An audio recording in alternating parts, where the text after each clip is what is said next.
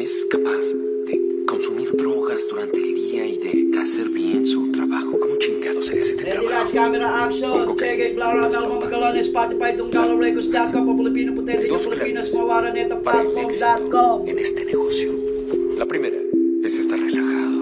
La segunda es este bebé y se llama cocaína. Smile on the beat. Claro.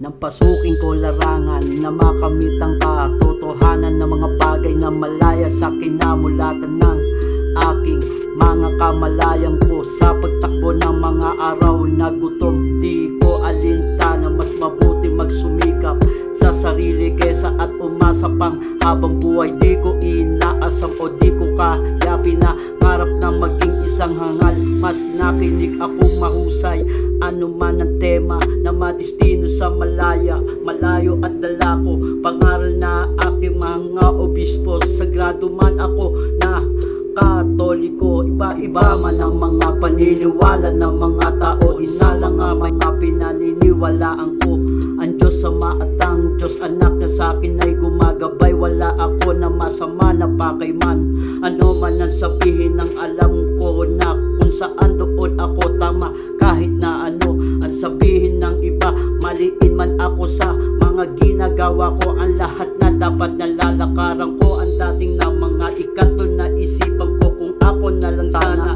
ang susunod, di ko hahayaan na tangayin pa ako ng isang pagkakamali ko. At bakit kasi at alam ko sa sarili ko, tama ako. Halimbawa, tignan mo ang mga taong gumagawa ng mabuti para sa kapwa nila at sa pamilya nila. Diba kay ganda pagmasdan ng bawat tao na nagkakaisa lahi at nagkakaisang bayan ko at ang mga kababayan ko. Kung ang mga Pilipino di naging balakid sa akin, ano man ang mga bago na aking mga kinakaharap, mas maigi pa na sa akin na at tapusin na ang mga paghihirap ko. Sapagkat ako na at ako na rin ang nagdo, sapagkat dinadayo at ako na rin ang dinadaya ng mga tao. At walang gusto sa kanila, mga walang direksyon na nalaging sabi sa akin na nilimot na at tinabunan ng mga bagong legasiya ko. Kundi ka aangat, lalo ka lang malulubog.